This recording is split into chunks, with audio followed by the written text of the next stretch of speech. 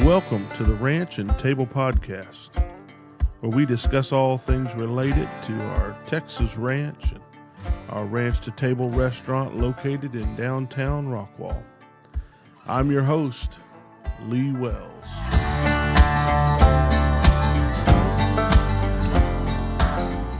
Hello and welcome, everybody. Welcome to another episode of the Ranch and Table Podcast. So glad you joined me today. I hope today is enjoyable to you.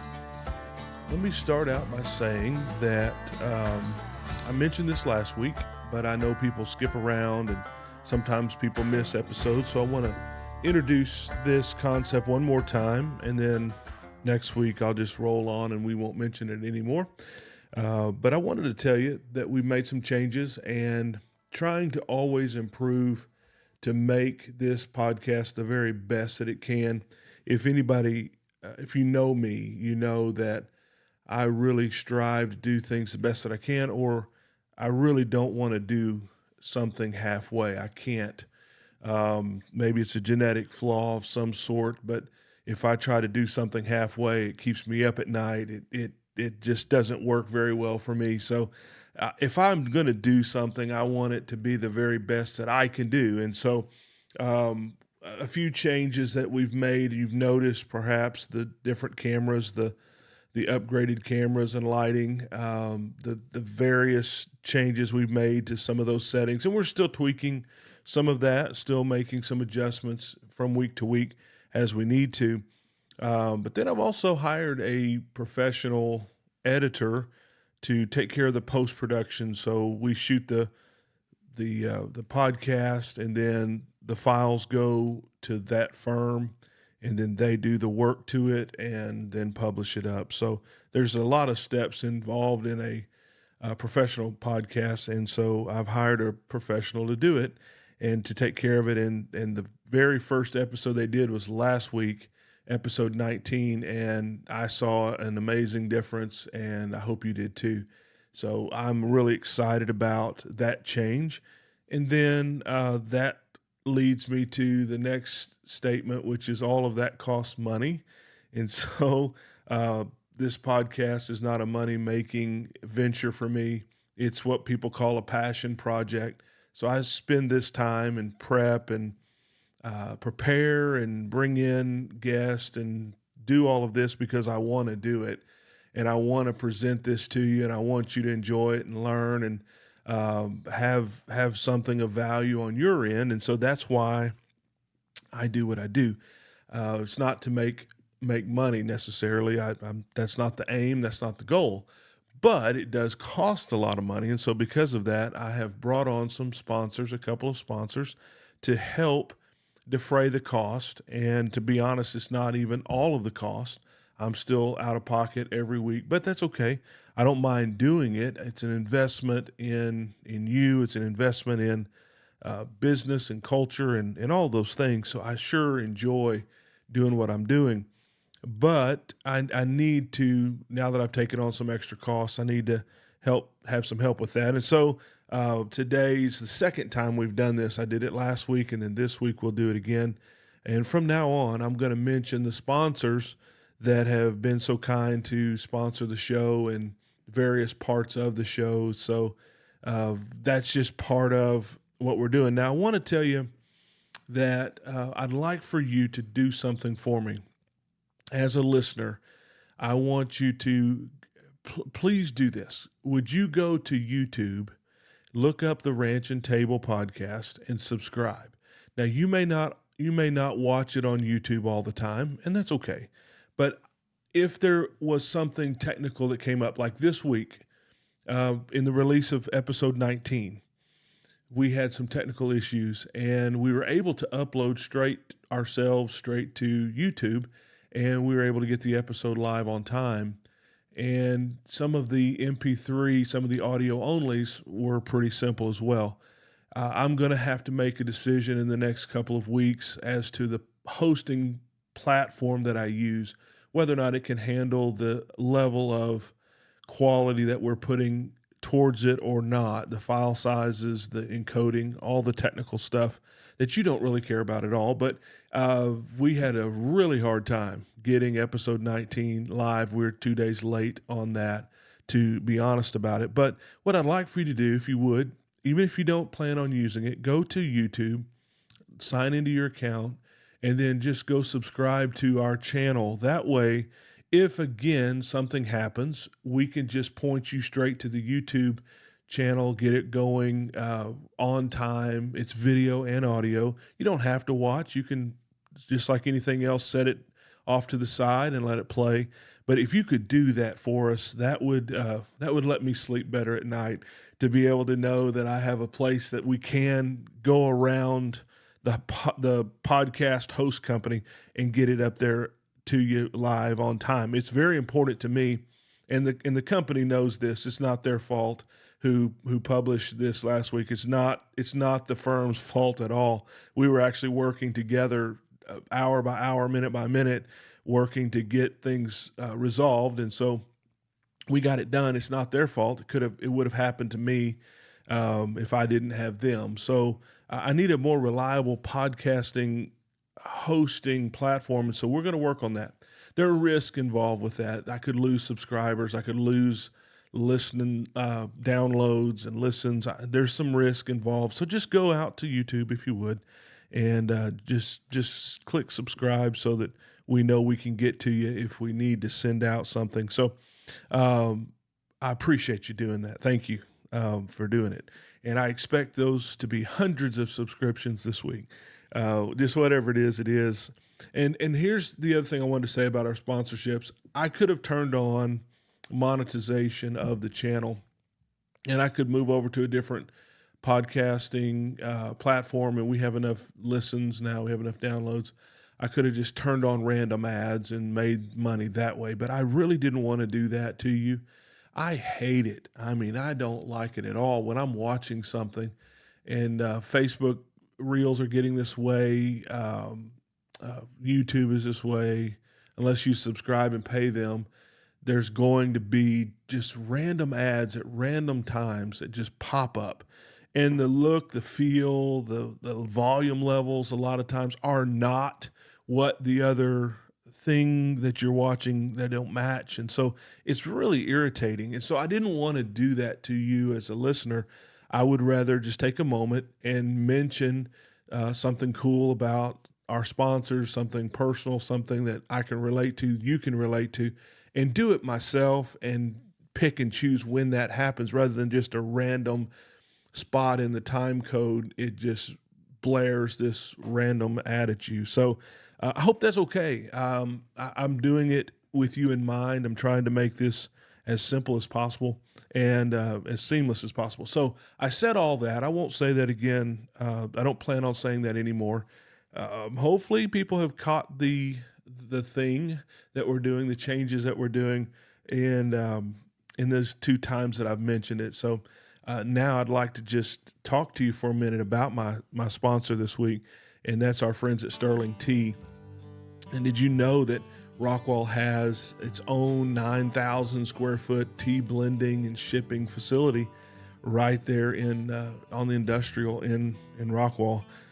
Sterling Tea imports the highest quality organic conventional products from China, India, Egypt, some of the top tea countries in the world, and they purchase and bring those in, and from my understanding, containers of tea, container like truckloads of tea, and then they blend that, they sort it out, and they make other flavors with that, and it's an amazing process. I've been in to their blending facility, and I've seen the way they do it. It is crazy, the amount of detail, sifting, sorting, weighing, all of the stuff that they do. It's impressive.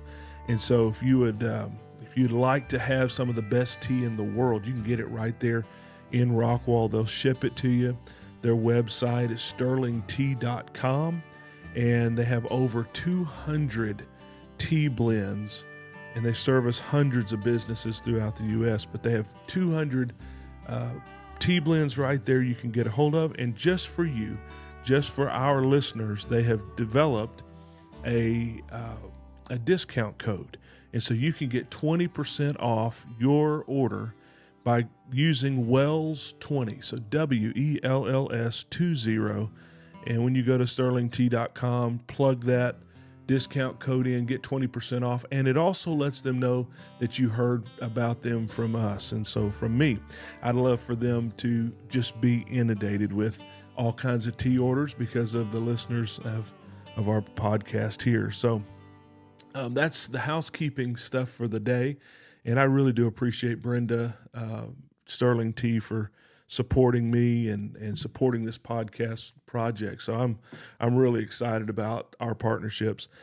If you can't tell, I'm very excited about it. And they're so nice to have said yes to sponsoring us.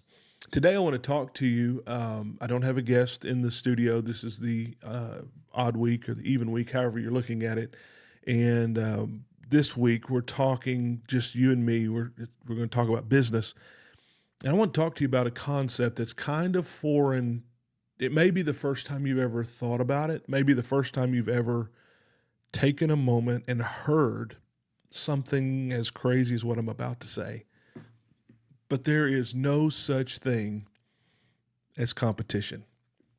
I know that sounds really, really off base, but I wrote about it in my book, Burger Brilliance. And if you haven't gotten this book, I don't know what you're waiting for. I mean, come on now. It's less than a couple cups of coffee at Starbucks. Go get you a book. You can get a book, LeeWellsOfficial.com. You can get one at WellsCattleCo.com, or you can go into the restaurant, grab one. And if I'm there, I'll be happy to sign it for you. But in the book, one of my subchapters, I talk about competition. And I submit this idea into the world that competition is kind of a man-made, or it's kind of a phantom thing. It's not really a thing. It's something we blame a lot of times. We blame our competition whenever we're not getting the sales that we want. We blame our competition when we're not busy and someone else down the road is busy.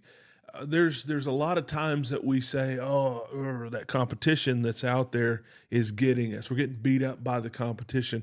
But really and truly, the way I run my business and the way that I see business in a view, in a lens of success, really competition is an excuse for people who are not doing their best.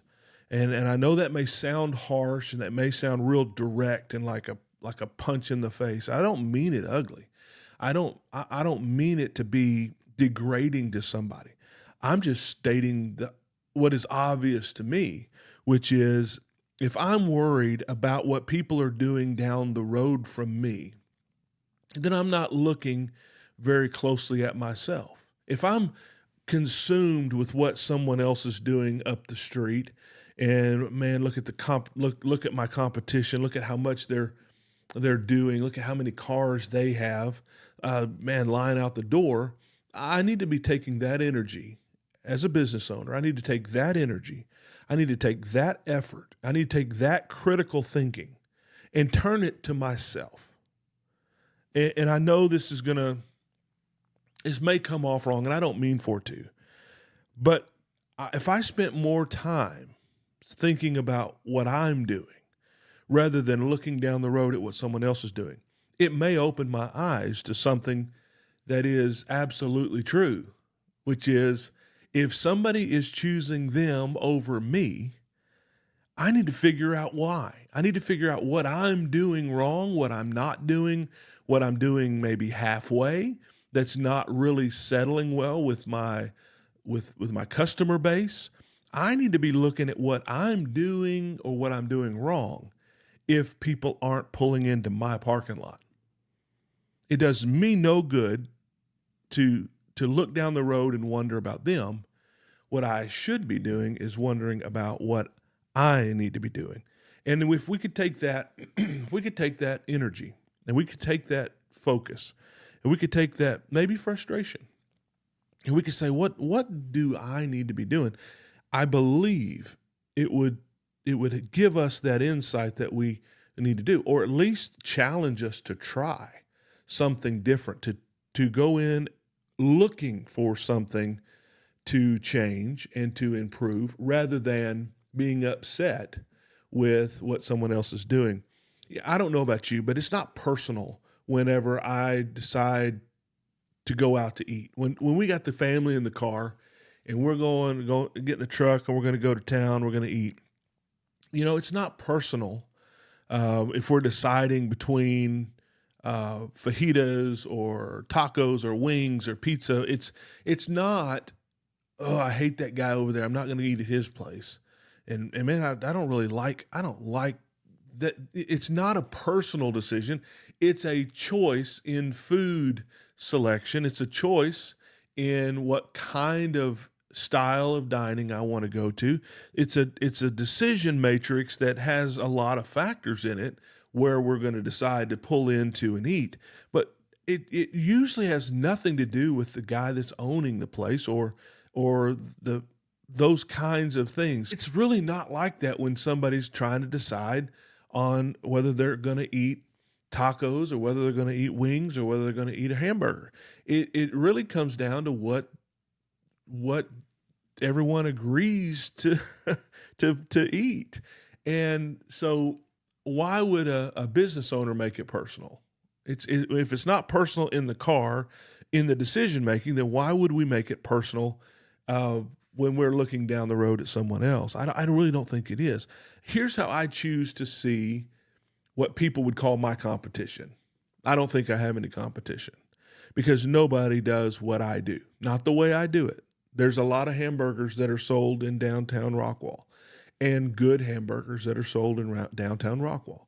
I don't begrudge anybody any business that they have, any success that they have, because I do things differently than they do, and people coming into my door want what I'm offering the way I offer it.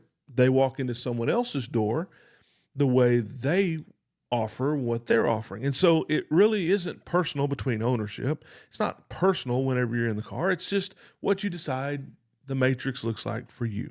And so I don't see people as my competition. I really don't.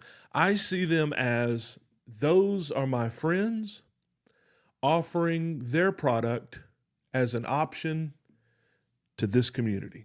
And I know that may sound silly, but that's the honest truth. I get along with every business owner in our town that I know of. And if I find out differently, I'll be at their door, shaking their hand, finding out what's wrong.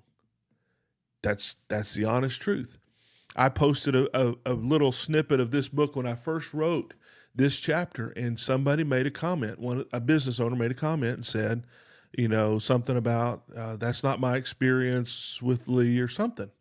Well, I immediately got on Messenger. I'm like, hey, what's the deal? What are you talking about? And what it ended up being was mutual mutual acquaintance was running his mouth between my place and his, and it got into something that wasn't even a thing, wasn't even a real deal. I walked into his place of business and I said, hey man, I'm right here. I don't have a problem with you. I don't have a problem with your business. I have nothing but positivity and goodwill towards you. And we shook hands. We talked about it for a few minutes. We realized that there was a middleman in the middle of that conversation that was acting like an idiot. There you go. That's that. I don't think, and I may just be willfully ignorant here, I don't know, but I don't think I have any issues with any business owner, restaurant owner in our town. If you're listening to this and you know of something, you get us together, because I promise you, I will shake their hand and look them in the eye and wish them the very best. I don't have competition. I don't see people as competition. I want to see them as my friends doing their best to put food on their table, feeding their families, sending their kids to college, building a retirement. That's what I want to see my friends in the business who are doing the same thing as I, but a different way. That's the way I want to see them. I don't want to see them ugly. I don't want to see them as competition. I don't want to see them as someone in my way that's keeping customers from me. If there's a problem with somebody going somewhere else and not coming to me, I'm the only one that can fix that. Me running down somebody down the road doesn't fix it. It just makes me look like a jerk. I can't run some other business down and end up getting more business. It's kind of like when an insecure person puts somebody else down trying to make themselves feel better. At the end of the day, you kind of feel sorry for the guy that he's busting on, and then you kind of feel like that guy's an idiot and a jerk and a bully for doing the things that he did. So to me, it doesn't work in business either. It really just shows your true colors as to whether or not you're confident in the product that you're offering or not. You're either confident in the service that you're providing or you're not. And if you're not, running someone else down is not going to fix it. You got to fix that within you. You fix that in your processes and watch the turnaround. Watch when you fix those things, people start coming back. People start coming in. People start talking up your business, and that only comes from improvements that you're making within yourself. And so I don't see my neighbors as competition. I don't see them as in my way. I see them as hardworking people in the same business as I'm in, trying to do the best they can do. And if you'll see your people, your folks down the street from you that way rather than competition, I first of all, I think it'll make you a better person. I think it'll make you a happier person. Whenever I found out that this guy had a little something against me, well, it hurt. And I'm not a real sensitive guy. Like I'm not a crier. I'm not a whiner. But it hit me. I'll be honest. It hit me right in the chest. The moment I heard somebody didn't approve of me or thought I was someone other than I am, man, I had to get to the bottom of it. I did. And I didn't sleep real well that night. I had to figure out what in the world went wrong, what happened for someone to think ill of me. And I went right down there and fixed it as best I could. And now, of course, now I feel like we're good. We shook hands. We had a laugh about it. It's all good. But I sure don't want to. I don't want to feel that way about anybody. I hope nobody feels that way about me, because in all honesty, all I can do is address what's in my heart and what's in my business and the things that I have some control over, and I really can't do anything about anybody else. I got one of the best compliments today about this podcast, and I just thought about it. I wanted to throw it in here. Kind of fits, kind of doesn't. A guy that I just met him not too long ago, but he's told me today. He said, "Hey man, I've been listening to the podcast, listening to a few episodes," and he said, "Man, I really appreciate that you don't tell people how to go make more money." He said, "I really do appreciate that." He said, "You don't harp on money. You don't just talk about how to be rich and how to make money." He said, "You really try to tell people how to make their business better so their business makes money." And I looked at him. He's a young guy too. I looked at him and I said, "Man, that's the best compliment I think I could get. You get it." This young man, the best compliment ever. This young man, he understood what I was trying to do through this microphone. And it's really not about making money. But if you do it right and you take care of people well, you got a line out the door. You take care of people well, good quality, good value, feed them enough. In my case, you got plenty of business. And I would rather see people listen to this podcast and have a full life and have an enjoyable life and have the money that they need to be able to do what they need to do. But this is not a build wealth 101. This is not a get rich, by doing these things. The richness, and this is going to sound very corny and cliche-ish. I know, and I hate cliches, but really the the richness that we find in life that matters is what I'm talking about today. When we can look down the road at what other people call our competition and we say, no, that's a friend. That's my friend. That's my buddy. You don't talk bad about him. You don't get to run him down in this building. That's my friend. He serves burgers too. So be it. Okay. There's no law against more than one burger type. He's a friend of mine. We have a restaurant, and I won't say the name, but if you're from Rockwall, you'll know who I'm talking about, and it's okay. I don't mind if you share this with them. We have a burger restaurant that is very well established, very old. It's probably the oldest restaurant in our town. I believe it would be the oldest restaurant there. I can't think of anything that would have been there longer. And they sell burgers, and they sell good burgers. It's kind of like what I would call like a gas station burger, like an old fashioned gas station burger. Greasy, the brown bag is going to have, or the white bag, whatever they're using, it's going to have grease in the bottom of it when you get your burger out. It's the wrapper's going to be greasy. It's one of those, drippy, greasy, what I call a gas station burger, which is not a knock. Those are some of the best there are. And so when people bring them up in my restaurant, this is what I say. They say, "What about them?" And I say, "Those guys are legends." You can ask anybody. Ask anybody that's asked about them. Come in and ask me about them. You know who I'm talking about. I will tell you, they are legends. I'm the new guy. I've only been here 5.5 years. I'm the new kid. You're not going to get anything negative out of me when I'm talking about what other people would call my competition. They're not my competition. I consider them friends.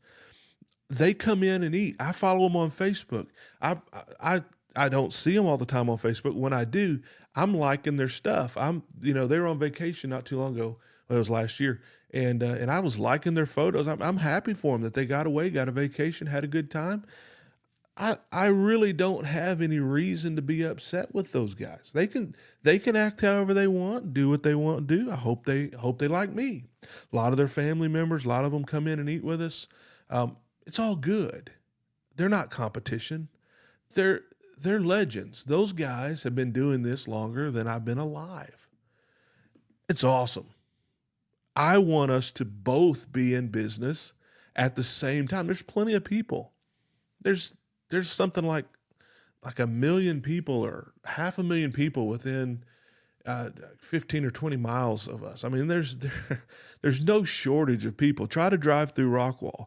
There's no shortage of people. There's no reason why we can't have, I think there's like 5 burgers downtown in Rockwall. There's no reason why we can't do that and all get along and have a great time and make the money that we're going to make, send our kids to college, do whatever we're going to do, drive a vehicle around, nice vehicle, whatever. There's no reason why we have to be upset with each other. And take this to your business. Take this to your relationships. Take this into your life. However it fits and however it applies, apply it. Because I promise you, you'll sleep better at night. You will have more riches in your heart than you can worry about. You'll make enough money.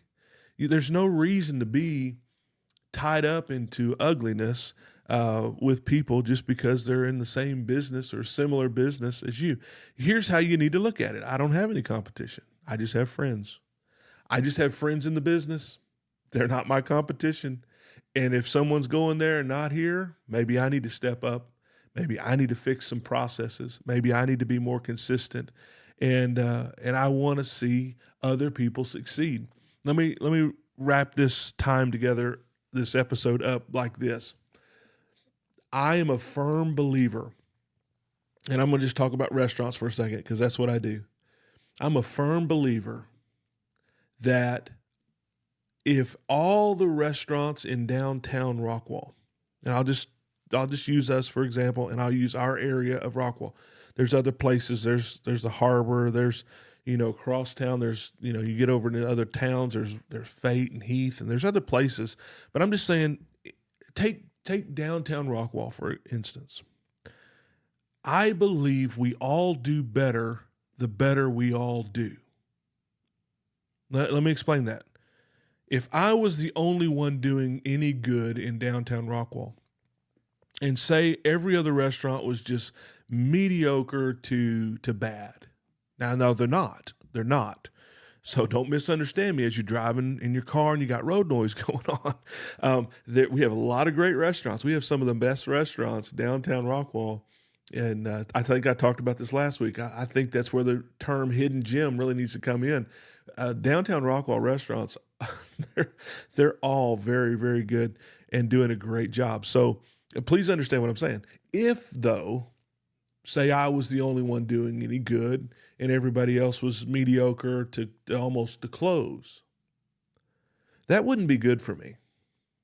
That would not be good for me. I do not wish that. Take the other side of that. Take what we're seeing, and the neighboring restaurants are thriving. That's better for me. Even though those customers that are in their restaurants aren't in mine, the overall success, the amount of traffic, the amount of eyeballs seeing my place and being down there and being present, the better the concert series are, the better the downtown organization organizes and puts on events, the better all of these things work, the better it is for everybody down there. When we have a downtown event, those are some crazy days. We're bumping records every time there's an event on the square, because even though they're not down there for us, we get plenty of business off of them being down there. And when somebody drives by us and they go to another restaurant down there, which are great restaurants to go to, they're looking at us. We're part of their mental picture. We're part of their thought process. We're in their mind, which that is better. Even if I don't get them today, even if they went somewhere else tonight, I still am on the radar for tomorrow, for next week. And if they don't ever come downtown, I'm typically, and for the most part, not on their radar nearly the same way. Success breeds success. And let me challenge you. Get around people who are successful. Get around people, and I'm not necessarily talking just money. That's not what I'm saying. But get around some people who have some things together. Have it together. Get around some people who have a good family life. Get around people who have good priorities. If you want to be a better golfer, you need to be playing golf with better golfers. If you want to make more money in life, you need to be around people who are successful at navigating money and finances. If you want to do something better, get around people who are doing it better.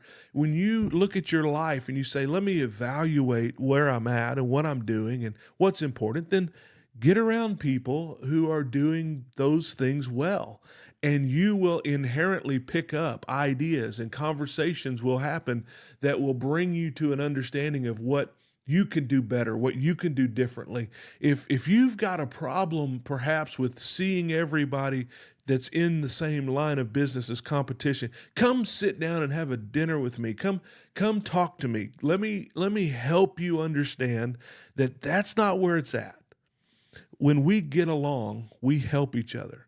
And this is something that's coming out this week. It's actually happening. By the time you're hearing this podcast, if you're hearing it in real time, we are in the middle of a partnership with another restaurant.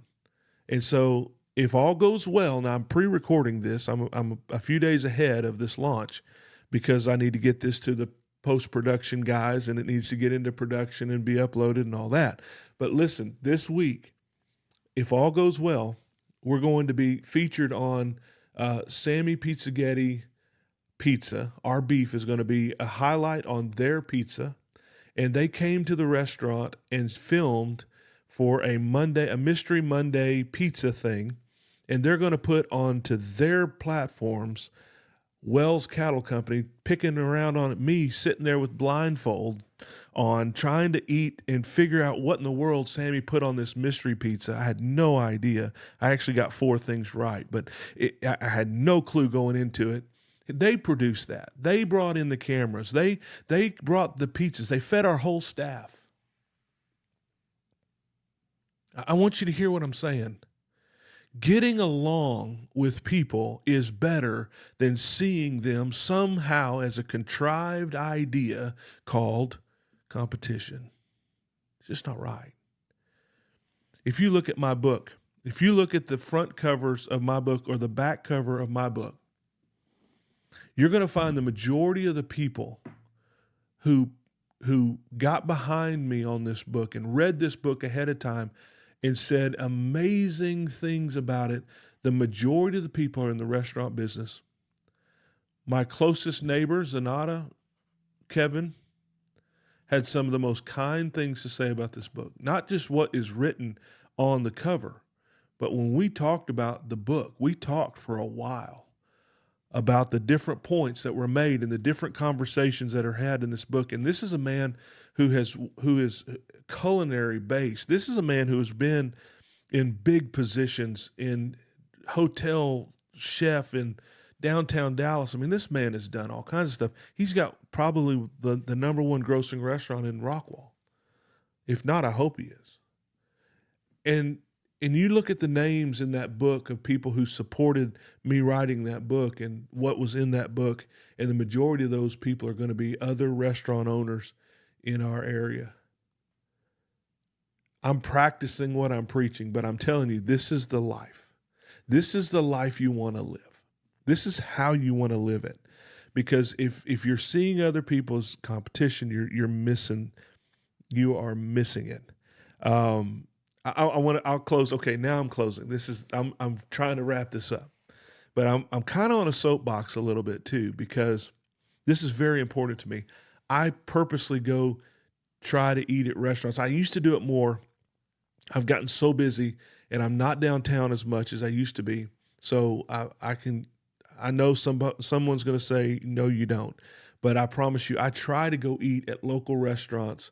I try to take pictures. I try to take better pictures than they have on their menu and on their website. I try my best. I've got my wife or my daughter or somebody, or sometimes two of them, with their camera phone lights up in the air, giving me lighting, and I'm down here on the table taking pictures, trying to get the best picture I can of whatever it is I'm taking a picture of, so that I can put it on my Facebook, so I can let my followers know that's an amazing place to eat. It's not my place, it's their place. But I love it because I lay down at night and go to sleep. I sleep like a rock.